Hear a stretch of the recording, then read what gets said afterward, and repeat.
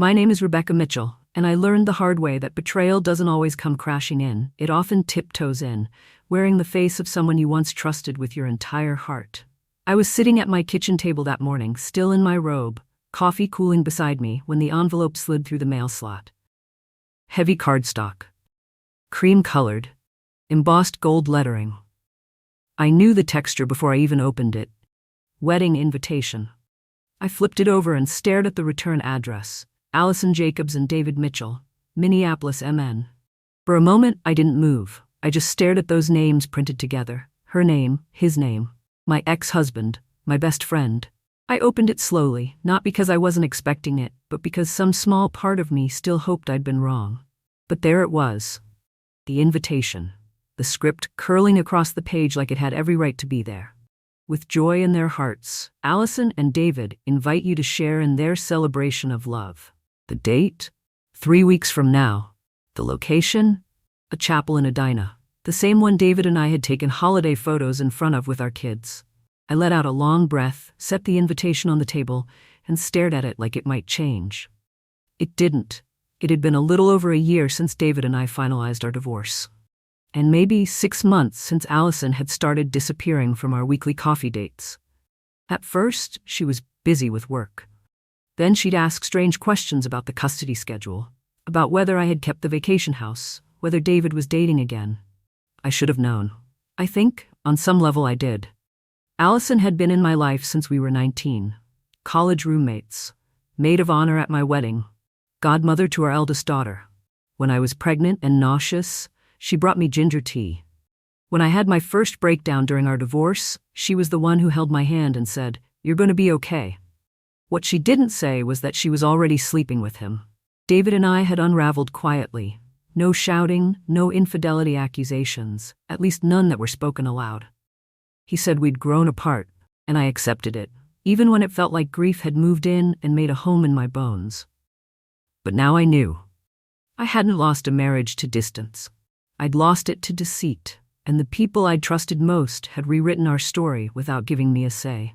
Still, I didn't cry. Not anymore. I had already done my crying in the dark corners of that empty bedroom. I had wiped mascara off old pillowcases and screamed into towels when the kids were at school. That version of me, the one who begged for honesty, who waited for someone else to do the right thing, she was gone. And the woman sitting at this kitchen table, she was done waiting.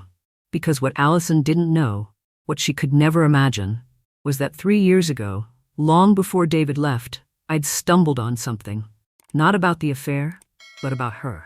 And now that invitation, that smug little card wrapped in calligraphy and pastel florals, was the spark. She wanted a celebration?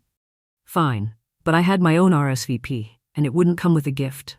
I didn't touch the invitation again that day. Instead, I pulled my laptop from the hallway drawer, the same drawer where I kept the past. The past, in my case, was digital. Folders buried deep inside external drives, locked behind encrypted layers that only someone like me would know how to build. I'm a forensic accountant. It's not glamorous, I don't wear wiretaps or bust through doors. But I follow trails, paper, digital, fiscal. I notice patterns people don't know they're leaving behind. I make numbers tell the truth when people won't. 3 years ago, Allison had asked me for a favor. She'd just started working as financial director for a local nonprofit, a public education foundation with an impressive donor list and a mission that looked great on a website. She said they needed a second pair of eyes on their budget reports. Just make sure everything looks tight, she'd said. I agreed. She was my best friend. I never charged her. What I found wasn't egregious. Not then. A few unusual entries, tiny transfers labeled vaguely. Donor outreach expenses, miscellaneous reimbursements, community travel. The amounts were small, always just under the threshold that would flag automatic alerts. But they happened regularly, and all of them seemed to funnel into the same shell account overseas. An account I recognized as being registered under a name I'd seen once before, on a business card Allison left in my car after a weekend in Chicago. A boutique firm that helped with donor processing. At the time, I took screenshots, created a secure folder, labeled it Pending Review AJ. I planned to talk to her about it. But then my marriage started to crack, and everything got buried under court dates, custody calendars, and the disintegration of my home life. The screenshot stayed in the drive, untouched, archived, until now. I opened the folder and stared at the data, clean and damning as ever. I started building the report at 8:37 that evening. Poured a glass of wine and settled in. It took hours. I didn't rush. I exported transaction logs, cross-referenced vendor invoices, traced every fund diversion to its final destination. I color-coded the transfers, added summary tabs, footnoted everything like it was going before a judge. When I was done, I wrote a cover letter. Polite, neutral, professional. As a licensed forensic accountant, I recently revisited this file during a standard personal audit and felt compelled to report the irregularities found in the attached analysis. I didn't name Allison. I didn't need to. Her name was on the wire transfers. Her login was on the metadata. Her signature was at the bottom of 3 flagged authorizations. The truth was already printed in ink. I saved the document to a USB, backed it up 3 ways. Then I opened a new email. To board@eduaccessfoundation.org cc stateagoffice.gov. Subject: financial irregularities. Review attached. I attached the report, the cover letter, and clicked send. Then I closed the laptop, rinsed my wine glass, and stood at the window overlooking downtown Minneapolis. It had started snowing again. Outside, everything looked soft, quiet, but inside my chest, the storm I'd been carrying for a year was finally gloriously still. The next morning, my phone buzzed before I was even out of bed. 6 missed calls, all from Allison. I didn't pick up. By 9 a.m., the messages started. "Rebecca, what the hell did you do? Call me, now, please. It's not what you think. You don't understand what you've started." There it was, that classic pivot from denial to desperation. I'd seen it in dozens of cases over my career. Guilt doesn't knock politely. It crashes in, barefoot and frantic. I made coffee and opened the news. Nothing yet. I answered emails, took a call with a client, made lunch for my kids when they came back from school. I didn't tell them anything, just kissed the tops of their heads and reminded them to pack gloves for the next day. We built a snowman in the park that afternoon, and when the light began to fade, I let myself feel okay. Not healed, not triumphant, just okay. And that was enough. That night, I blocked Allison's number. I knew she'd try from another phone, maybe an email. Maybe David would reach out next, trying to play mediator, to bring the temperature down like he always did when things got messy. But I wasn't playing their game anymore. I had said nothing. I had signed nothing. I had simply delivered the truth to the people who needed to see it. The fallout wasn't mine to manage. It took 3 days. On the 3rd morning, I woke up to find the headlines in my local feed. Educational Foundation Financial Director under investigation for alleged misappropriation of funds. Internal audit reveals over $180,000 in scholarship donations diverted over 3 years. There was no mention of Allison by name, yet. But the article quoted a foundation board member who stated, "We were alerted to possible financial inconsistencies via an anonymous report prepared by a certified third-party forensic analyst. We are cooperating fully with authorities." Anonymous. I smiled into my coffee. A few hours later, a follow-up headline hit. Foundation postpones spring gala and cancels keynote wedding event amid investigation. Keynote wedding event. I knew what that meant. The chapel had gone quiet. The dress fittings were on hold. The second chance fairy tale had been paused indefinitely. And I hadn't uttered a single lie. I hadn't raised my voice. I hadn't even said her name. That evening, my sister stopped by with pastries and wine. She knew something had shifted, but hadn't pried. I handed her the wedding invitation. She stared at it, then at me. "You didn't." "I did," I said simply. She blinked. "Did you send it to him?" I shook my head. "David made his choice. This was never about him." She raised her glass. "Then who was it about?" I smiled. "It was about me." Because for the first time in a long time, I had chosen my own peace over their comfort. And it tasted better than any cake they would have served at that wedding. The following week unfolded like a slow, quiet reckoning. I didn't talk about it at work, didn't bring it up to my clients or colleagues. No one at the firm knew that while I was running cash flow projections and asset audits, I'd also triggered a full-scale investigation into one of the city's most public educational foundations. It wasn't relevant. Not professionally, but personally? It was everything. I saw the updates trickle in. A temporary leave announced. A formal audit team brought in. A spokesperson for the foundation declining comment pending internal review. The community chatter started next. Parent groups, teacher circles, a few concerned donors asking questions on social media. Still, no names released. But inside the bubble of Allison's world, I knew exactly what was happening. Whispers tightening into pressure. Board members examining budgets they'd rubber-stamped for years. Meetings behind closed doors. Lawyers calculating exposure. The snowball was rolling. And then, just after lunch on a Thursday, my inbox chimed. The sender, board chair at eduaccessfoundation.org. Subject line, thank you. I opened it slowly. Dear Miss Mitchell, on behalf of the board of directors, I want to personally thank you for your recent submission. Your diligence, professionalism, and discretion helped us catch discrepancies that might otherwise have gone unnoticed for years.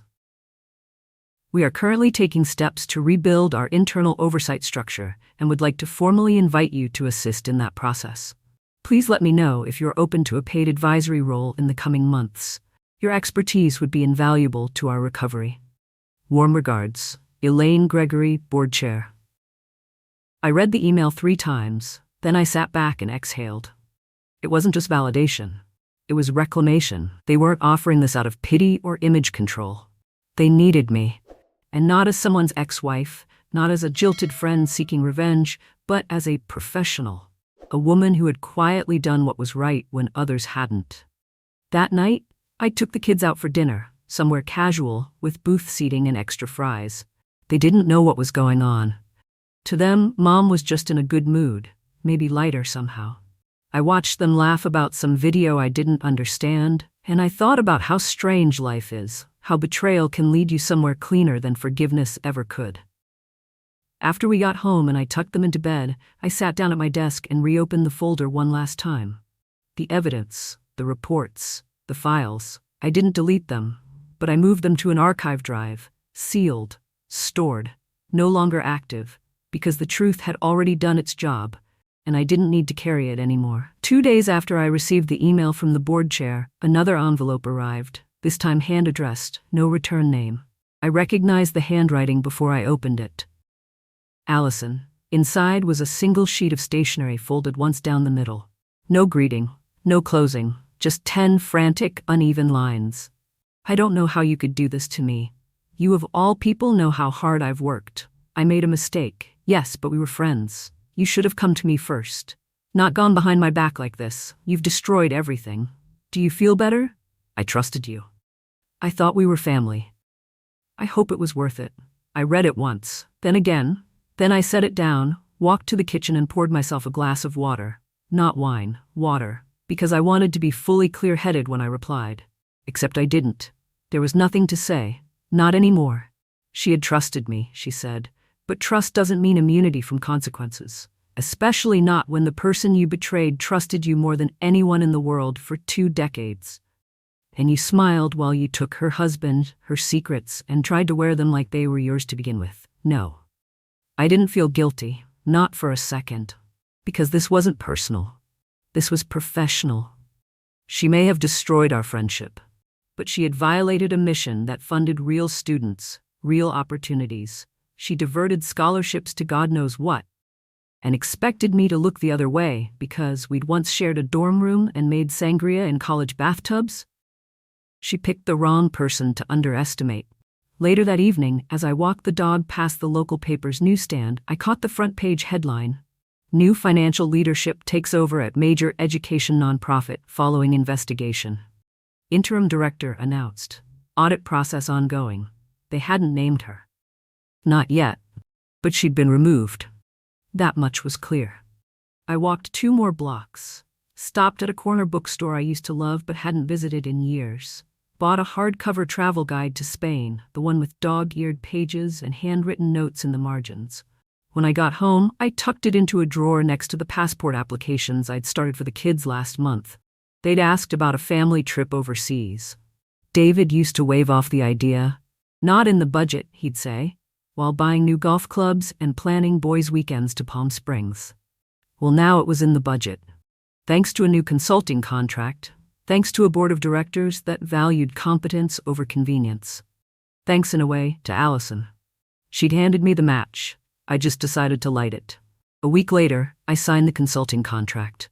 It came with a 6-month term, generous compensation, and the flexibility to work remotely, a clause I specifically requested so I could travel with the kids during summer break. The board didn't hesitate. They were eager, grateful, professional. No awkward questions about my connection to the previous financial director. Just respect for the work I'd done. Funny, isn't it? How quiet work, clean, focused, unimpeachable, gets noticed when no one's trying to distract from it. I moved through the onboarding process like I had 100 times before for clients. Set up the security protocols, accessed their financial database, designed new reporting templates, and every time I found a hole, every time I patched a vulnerability, I felt a little more steady. Not angry, not vindicated, just stable, safe. The kind of safety I hadn't felt since long before the divorce, before David's excuses, before Allison's smile started to feel slightly too careful, before everything I thought was solid turned out to be hollowed out at the core. And now I was building something new, something I controlled.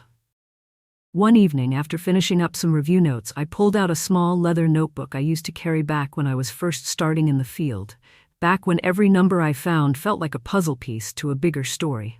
I hadn't opened it in years. Inside were pages of scribbled affirmations, reminders, notes to myself. One in particular stood out, written in my early 20s, circled twice. Tell the truth, then step back. That was it. I had forgotten how much power there is in doing just that. No yelling, no scenes, just the truth, laid out neatly, professionally, fully. And now that it had been told, I could finally step back, not away, but forward, into a life where I wasn't holding my breath around people who said one thing and did another, where I didn't have to decode silences or translate politeness into subtext. A life where my children saw their mother stand firm, not just in pain, but in principle. Because that's what this was, more than anything. Not revenge, not even justice. It was integrity, made visible, and it changed everything. Summer arrived with a kind of lightness I hadn't felt in years. Not just in the air, or the longer days, or the way my kids laughed louder and more freely under the sun, but in me. Something had lifted. Quietly, gradually, and now it was just gone. That ache in my chest every time I saw Allison's name pop up, that flinch when David's voice played in my head, that hollow weight of betrayal I had carried for so long, it had dissolved, like it had never belonged to me to begin with. I booked the trip to Spain.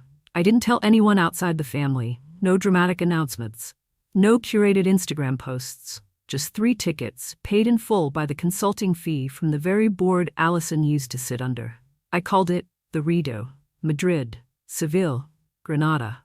We wandered through palaces and side streets. My kids tried tapas they couldn't pronounce, and I ordered wine without asking for anyone's approval. One night in Barcelona, we danced in a street festival under glowing paper lanterns, and I remembered the version of myself I used to imagine in another life. Not someone better, just someone free. And she was here now. When we returned home, there was a letter waiting for me. Elegant paper, no return address. Inside was a single sentence written in stiff handwriting I recognized instantly. You could have ruined me completely. Thank you for stopping where you did. No signature. I folded the letter once and slid it into the back of my notebook. Not because it meant anything to me, but because it was the final piece. The last ripple. I didn't respond. I didn't need to. What she didn't know, and what I never needed her to understand, was that I never wanted to ruin her. I only wanted her to face the truth. And that's exactly what happened. Not through vengeance, not through spectacle, but through quiet, deliberate action. Weeks later, during a quiet coffee with my sister, she looked at me and said, "You look like yourself again." I smiled. That's because I am. Then I picked up my mug, took a slow sip, and said something I hadn't spoken out loud until that moment. She sent me a wedding invitation. I sent her the truth, and only one of us got what we planned for. That, to me, was justice. Not in flames, but in clarity. And that's how I learned that some truths don't need to be shouted. They just need to be delivered, with attachments. Ever had someone betray you quietly? Share your story in the comments. Subscribe to EN Reddit Story for more tales of betrayal, karma, and quiet justice, and send this to someone who always keeps the receipts.